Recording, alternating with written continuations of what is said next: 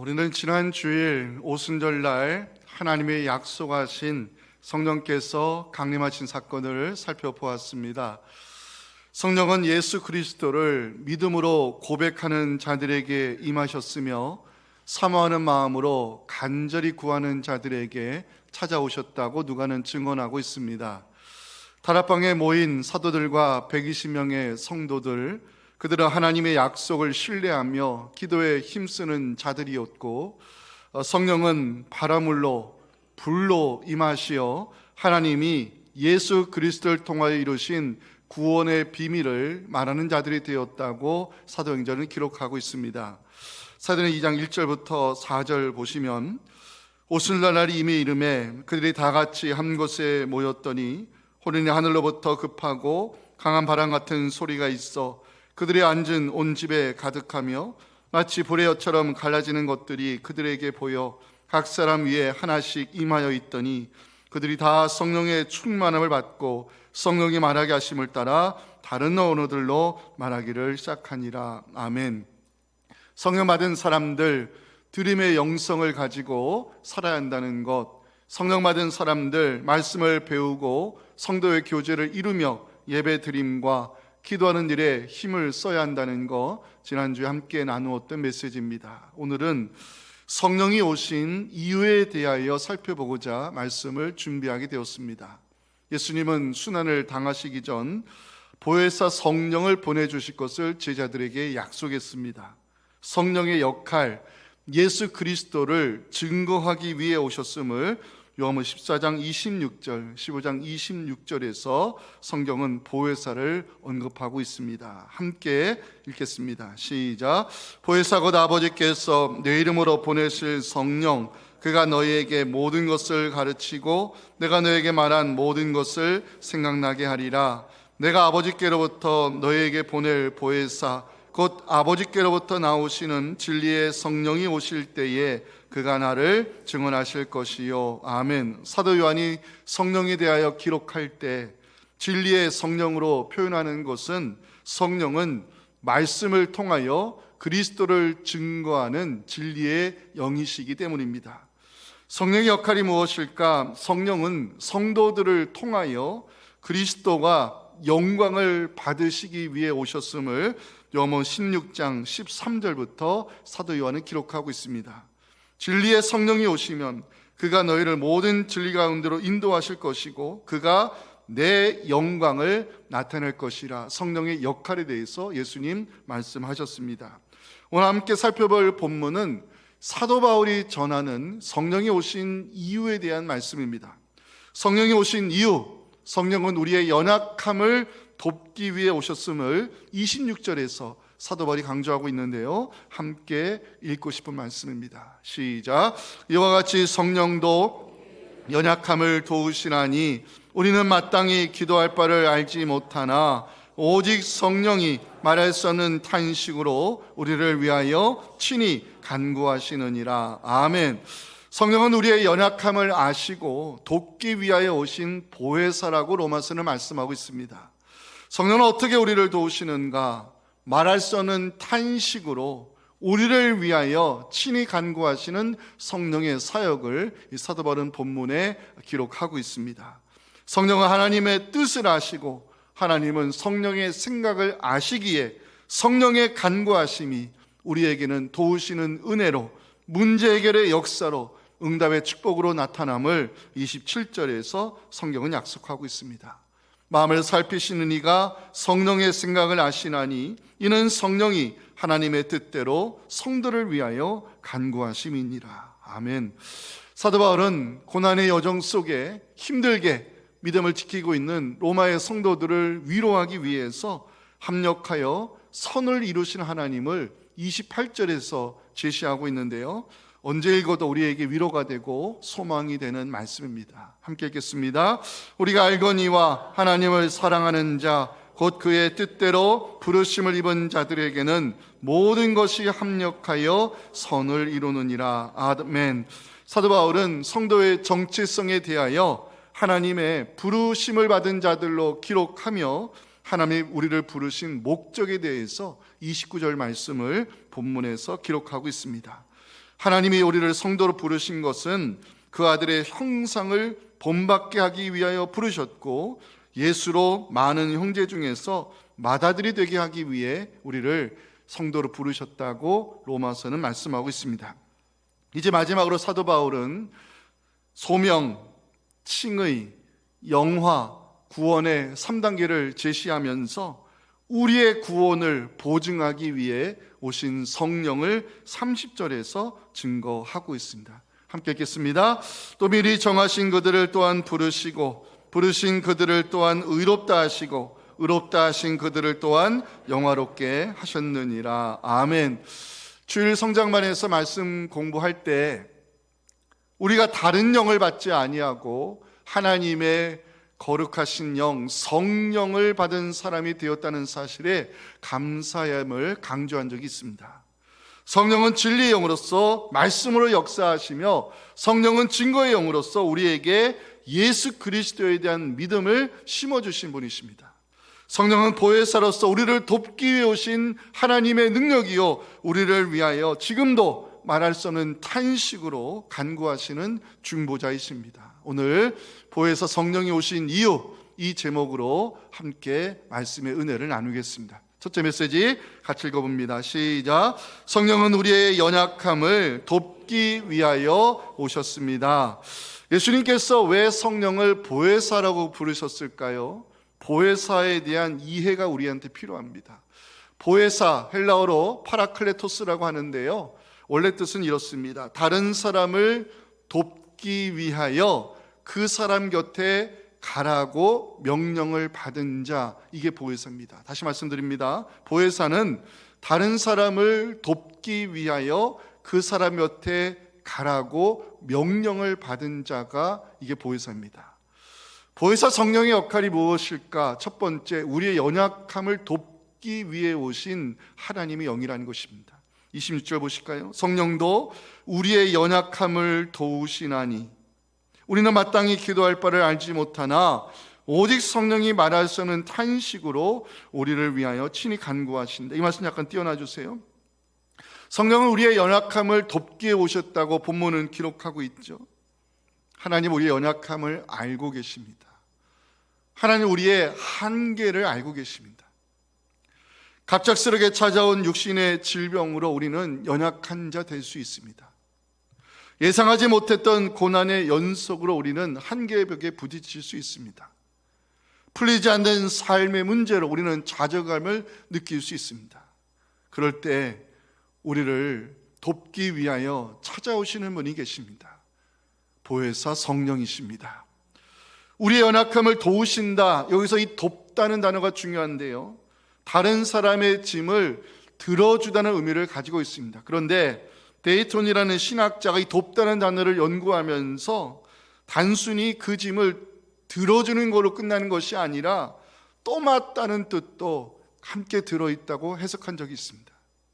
성령은 우리의 연약함을 아시고 인생의 짐을 함께 들어주시며, 때로 우리가 감당할 수 없을 때 그 무거운 짐을 대신 떠맡아 주시는 분, 성령 하나님이십니다. 우리가 어느 정도 연약한 존재인가? 이 연약하다는 단어는 힘이 없는 상태를 말합니다.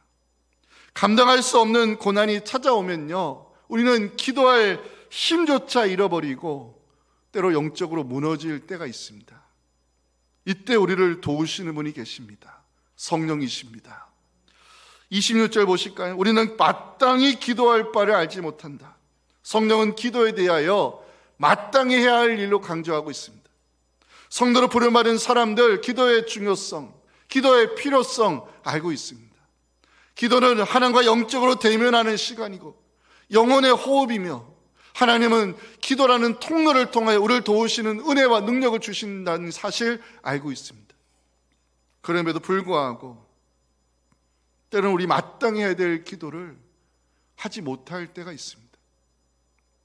하나님을 찾기보다 세상적이고 인간적인 방법으로 문제를 해결하려고 덤벼들 때가 있다는 것입니다. 기도의 부족함, 그때가 바로 우리가 연약할 때입니다. 기도를 통해서 하나님을 찾아야 되는데, 기도를 통해서 하나님의 능력을 구해야 되는데, 기도를 통해서 하나님의 지혜를 얻어야 되는데 마땅히 해야 될 기도를 하지 못할 때, 그 기도의 부족이 사실은 우리가 연약할 때입니다. 감사한 것은 그런 우리의 연약함을 아시고 말할 수 없는 탄식으로 우리를 위하여 간구하시는 분이 계신데, 그분이 바로 보혜사 성령이라고 성경은 말씀하고 있습니다. 성령의 도우시는 역사가 왜 중요한지 아십니까? 27절에서 답을 찾을 수 있습니다. 함께 읽어보겠습니다. 시작. 마음을 살피시는 이가 성령의 생각을 아시나니 이는 성령이 하나님의 뜻대로 성도를 위하여 간구하십니다. 이 말씀 약간 띄워놔 주세요. 마음을 살피시는 이가 누굴까요? 마음을 살피시는 이는 하나님이십니다. 마음을 살피시는 하나님이 성령의 생각을 아신다고 오늘 본문이 강조하고 있습니다. 여기서 중요한 것은 성령의 생각입니다. 성령의 생각은 무엇을 의미할까요? 우리의 연약함을 아시고 우리를 돕기 위하여 간구하시는 모든 것, 이것이 성령의 생각이며, 하나님은 우리 연약함을 돕기 원하시는 성령의 생각을 하나님이 아신다고 본문이 말씀하고 있는 것입니다. 아신다, 이해하시고 인정하시고 받아들이시고 응답하신다는 의미까지 포함하고 있습니다. 모레라는 신학자는 성도의 연약함을 아시고 도우시는 성령의 생각을 하나님이 이해하시고 인정하시며 받아들이시고, 그래서 우리에게 문제 해결의 역사가, 응답의 축복이, 이길 수 있는 힘과 능력이 성령을 통해 오게 되는 것으로 이야기하고 있습니다.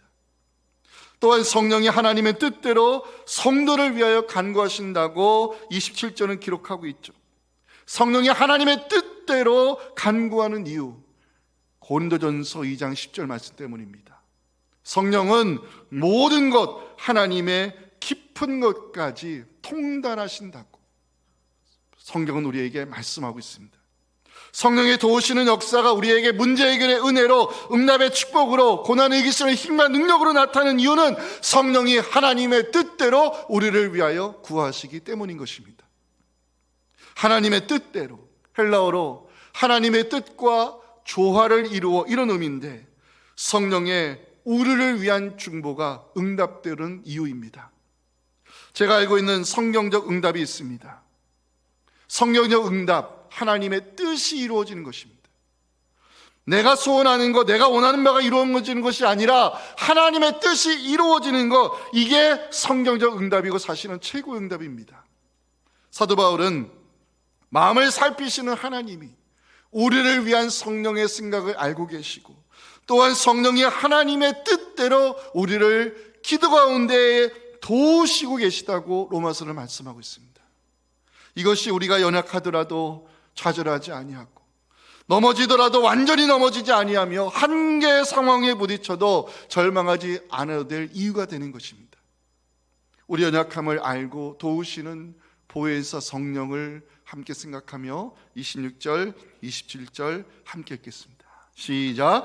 이와 같이 성령도 우리의 연약함을 도우시나니 우리는 마땅히 기도할 바를 알지 못하나 오직 성령이 말할 수 없는 탄식으로 우리를 위하여 친히 간구하시느니라.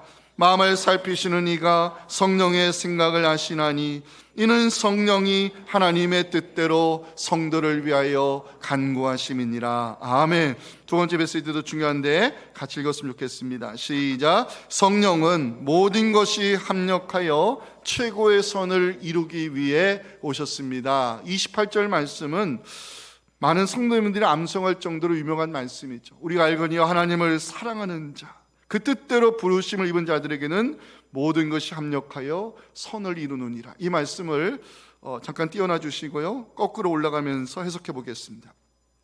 28절에서 가장 중요한 것은 역시 선이라는 단어입니다. 제가 주일날 1년 동안 로마서 강해 설교할 때 로마서 8장에서 사도 바울이 강조하는 것은 선, 구원의 완성이라고 말씀드린 적이 있습니다. 모든 것이 합력하여 이루어지는 최고의 선은 구원이 완성되는 축복인데, 누가 이 놀라운 은혜를 누릴 수 있을까? 문제는 구원이 완성되는 최고의 복을 받을 사람들이 한정되어 있다는 것입니다. 사도 바울은 부르심을 받은 자들만이 하나님께서 합력하여 이루어 주시는 최고의 선, 구원의 완성을 약속받았다고 이야기합니다. 성경은 그 부르심을 받은 자들을 성도로 부르고 있습니다. 고린도서 1장 2절은 제가 교회론 강의할 때 항상 인용하는 말씀인데, 성경은 성도의 정체성을 어떻게 기록합니까? 부르심을 받은 자들이라고. 성도는 하나님의 부르심을 받은 자들이고 하나님께 택함을 입은 자들입니다.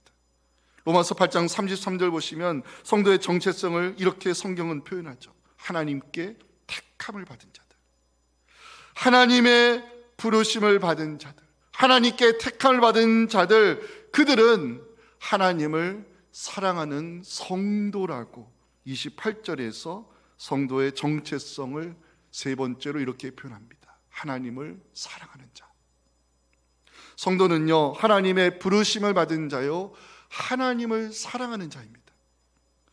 여기에 결정적인 성령의 역할이 있습니다. 그 하나님을 사랑하는 마음을 주신 분, 성령이십니다. 하나님을 사랑하는 마음, 저는 이것을 믿음으로 해석하고 싶습니다. 성령이 우리에게 믿음을 심어주지 않았다면요, 우리는 결코 하나님 사랑하는 마음을 가질 수가 없습니다. 하나님의 부르심을 받은 자들이 성령을 통하여 믿음으로 반응할 때 구원이 시작됩니다. 제가 사도행전을 연구할 때 두 부류를 보았습니다. 하나님의 부르심에 믿음으로 반응한 사람들은 구원이 시작이 됐고, 하나님의 부르심을 저항했던 사람들, 그들은 심판의 대상이 됐습니다. 성령은 말씀을 통해 역사하는 증거의 영이라고 제가 언급했죠. 베드로 사도가 성령 충만함을 받고 복음을 선포하는 현장으로 들어가 보겠습니다. 사도행 2장 36절 보시면 베드로 사도가 이 복음을 전합니다. 너희가 십자가에 못 박은 예수를 하나님의 주와 그리스도가 되게 하셨다고. 이 말씀이 선포되자 성령이 역사하셨고요, 사람들의 마음을 두드렸습니다. 어떤 현상이 일어났을까요? 사도행 2장 30절 보십시오. 그들이 이 말을 듣고 마음의 찔림을 받았습니다. 마음의 찔림을 주신 분, 성령의 사역입니다. 성령께서 말씀으로 저들의 마음을 두드렸을 때 다행히 사람들은 믿음으로 반응했습니다. 결과 어떻게 됐을까요? 구원의 역사가 일어났습니다. 그 말을 믿음으로 받은 사람들은 예수의 이름으로 세례를 받았고 그들은 성도의 옷을 입게 되었습니다. 반대의 경우도 있습니다. 성령께서 말씀으로 역사하셨지만 반응하기를 거절하는 사람들이 있습니다. 스데반 집사가 복음을 전했을 때 그 말씀을 들은 사람들, 그 말씀을 거부합니다. 예수는 메시아가 아니다. 예수는 저주받은 나무에 달려 죽은 실패자다. 스데반이 전한 예수에 대한 복음을 밀어냈습니다. 그리고 스데반 집사를 향해 돌을 던졌습니다. 그 돌은요, 구원의 자리로 부르시는 하나님을 향해 던지는 반역의 돌이었고 그 돌은 심판의 돌로 돌아갈 수밖에 없었습니다. 사도행 2장 54절 58절 보실까요? 그들이 이 말을 듣고 성령의 역사로 마음의 찔림을 받았습니다. 하지만 저들의 마음은 완악히 해서 스데반 집사를 향해 돌을 던지며 하나님을 반역했습니다. 저는 말씀을 준비하면서 성령의 찔림에 회개로 반응할 수 있는 것이 감사라는 것을 알게 되었습니다. 성령께서 말씀으로 우리에게 감동 주실 때 믿음으로 반응하는 것이 은혜라는 것을 알게 되었습니다. 성도는 부르심을 받은 사람이요, 성령의 역사로 믿음으로 반응한 사람입니다. 하나님 우리를 어떻게 부르시는지 아십니까? 데살로니가후서 2장 14절, 정말 중요한 말씀입니다. 하나님 우리를 복음으로 부르셨습니다. 누군가 전해져 하나님의 말씀을 들었을 때 그 말씀을 듣고 마음의 찔림을 받아 회개하도록 역사하신 분, 성령이십니다. 누군가 전해준 예수 그리스도의 십자가 부활 복음을 듣고 그 복음을 믿음으로 받아들여 그리스도를 영접할 수 있도록 도와주신 분, 성령이십니다. 제가 한 가지 더 감사하고 싶은 것이 있습니다. 그 성령께서 우리에게 하나님을 사랑하는 마음을 주셨다는 것입니다. 그 하나님 사랑하는 마음, 이것이 성령께서 우리에게 선물로 주신 믿음입니다. 그 믿음 때문에 우리는 하나님의 부르심에 반응할 수 있었습니다. 그 믿음 때문에 우리는 하나님의 구원이 시작됐습니다. 그 믿음 때문에 우리는 합력하여 최고의 선을 이루실 하나님을 기대할 수 있게 되었습니다. 그래서 사도 바울은 부르심을 받은 성들은 아무리 세상의 삶이 힘들고 어려워도 확실히 알고 살아야 된다고 28절 이 중요한 말씀을 기록할 때 우리가 알거니와 이 단어로 시작합니다. 우리가 알거니와 헬라어로 오이다멘, 아무도 반박할 수 없는 너무나도 분명한 진리를 선포할 때 성경 기자들은 오이다멘, 우리가 알아야 할 것이 있다, 우리가 확신해야 될 것이 있다, 우리 하나님께서 모든 것을 합력하여 최고의 선 구원을 완성하여 주신다는 이 복음을 붙잡고 살아야 될 것을 사도 바울은 로마에 있는 성도들에게 28점의 말씀을 기록하여 전해주고 있는 것입니다. 우리의 구원을 보증하기 위해 하나님이 보내주신 분이 계십니다. 성령이십니다.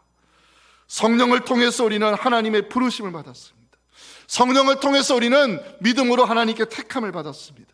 성령의 도우심 때문에 우리는 하나님을 사랑하는 성도가 되었습니다.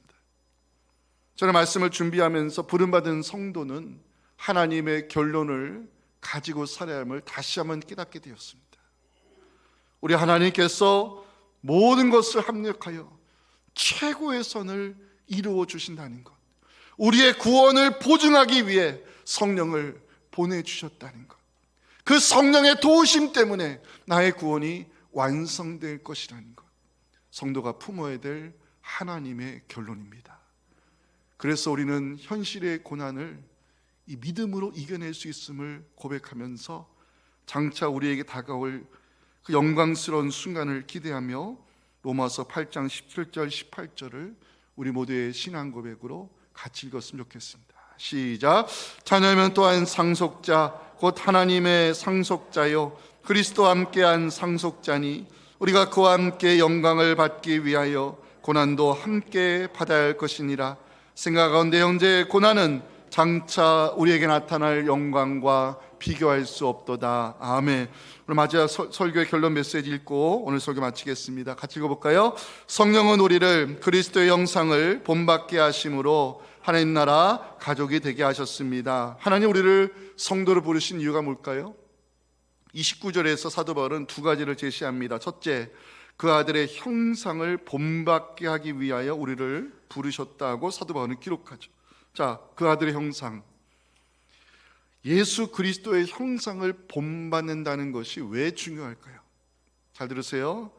성경은 죄로 말미암아 하나님의 형상이 깨지고 오염된 인간의 형상이 자손들에게 전해지게 되었다고 창세기에서 보여주고 있습니다. 창세기 5장 3절이 바로 그 말씀입니다. 보십시오. 아담이 하나님의 형상이 아닌 자기 모양, 죄로 오염된 자기 형상대로 자식을 낳기 시작합니다. 죄로 오염된 사람의 형상이 자손들에게 전해지게 되면서 죄성을 가지고 태어난 인간은 죽을 수밖에 없는 운명적 존재가 됩니다. 이게 에노스입니다. 누군가 저에게 목사님 구원이 무엇입니까? 저에게 묻는다면요, 저는 이렇게 대답하겠습니다. 죄로 오염된 사람의 형상이 하나님의 형상으로 회복되는 것, 이것이 구원입니다. 그러면 어떻게 죄인이 하나님의 형상을 회복할 수 있을까요? 답은 하나밖에 없습니다. 예수 그리스도를 믿음으로 영접할 때 하나님의 형상이 회복되는 구원의 역사가 시작이 되는 것입니다. 성경은요, 예수님을 하나님의 형상이라고 분명히 기록하고 있습니다. 고린도후서 4장 4절, 고린도 1장 15절 여러분들에게 소개할 텐데, 왜 기독교는 예수 그리스도에 대해서만큼은 절대 타협하지 않느냐? 잘 들었어요. 제가 아까 구원이 뭐라고 그랬습니까? 죄로 오염된 인간의 형상이 하나님의 형상으로 회복되는 것이 구원입니다. 그러려면 예수 그리스도, 그를 믿음으로 영접해야 됩니다. 예수 그리스도를 믿음으로 영접할 때 회복되는 것이 있으니 이게 하나님의 형상입니다. 왜? 그리스도는 하나님의 형상이라고.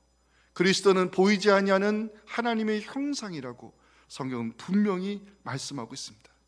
그래서 예수 그리스도를 믿을 때 우리는 두 가지 축복을 누리게 됩니다. 하나, 하나님의 형상이 회복되는 축복이요, 또 하나는 하나님 나라의 가족이 되는 은혜입니다. 29절 마지막 말씀 띄워주실까요?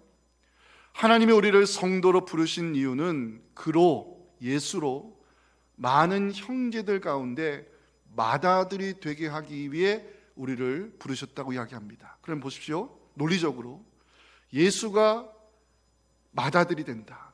그러면 그 밑에 누가 있다는 것입니까? 많은 형제들이 있다는 것입니다. 예수 믿는 성도들은 예수를 맏아들로 둔 하나님나라 가족 공동체가 됩니다. 이게 교회입니다.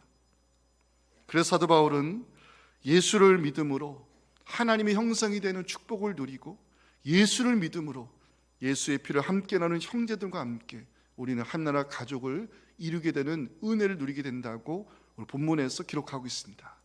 마지막으로 사도 바울은 성도들에게 구원의 3단계를 30절에도 제시하면서 오늘 본문을 마무리하고 있는데요, 오늘 마지막 읽을 말씀입니다. 같이 읽겠습니다.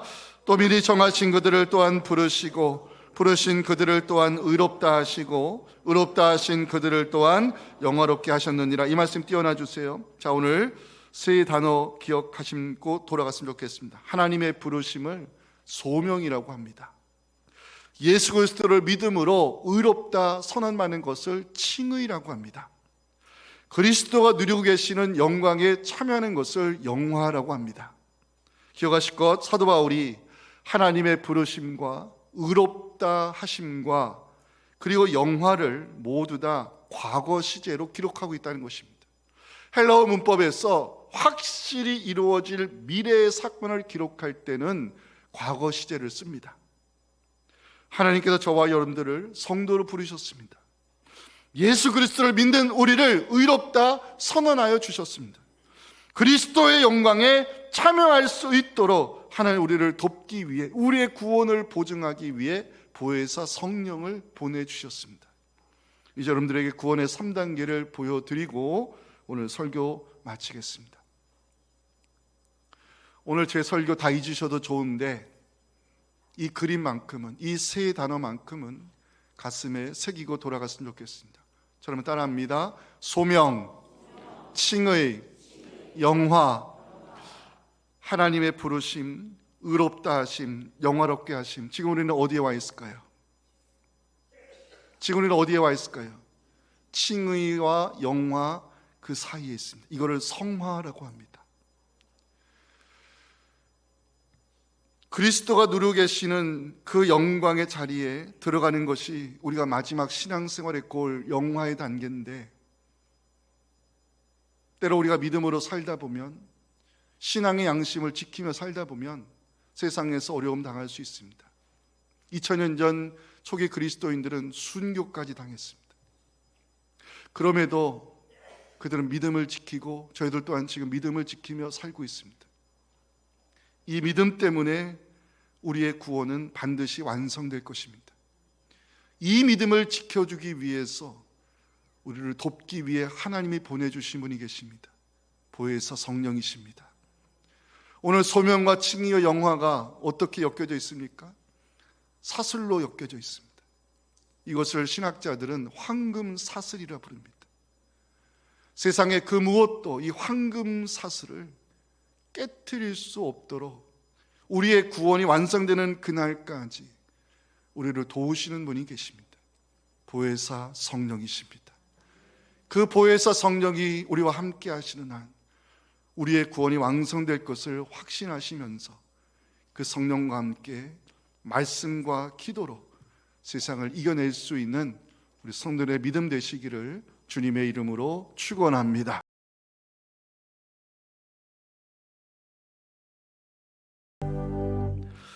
지금은 우리에게 보혜사 성령을 보내주신 우리 구주 예수님의 은혜와 지금도 합력하여 최고의 선을 이루도록 일하시고 역사하시는 하나님 아버지의 크신 사랑과 성령의 도우시는 은혜가 오늘 주신 이 말씀을 가지고 삶의 자리로 돌아가 하나님께서 나를 돕기 위해 보혜사 성령을 보내주셨으며 그 보혜사 성령은 지금도 말씀과 기도가 역사하시고 나를 믿음으로 이길 수 있도록 도우시는 것을 확신하며 그 성령과 함께 믿음으로 세상을 이겨내기 원하는 우리 사랑하는 성도들의 이 간절한 부르짖음과 우리 자녀들의 믿음과 우리 섬기는 교회 위에 지금부터 영원토록 함께 하시기를 간절히 축원하옵나이다. 아멘.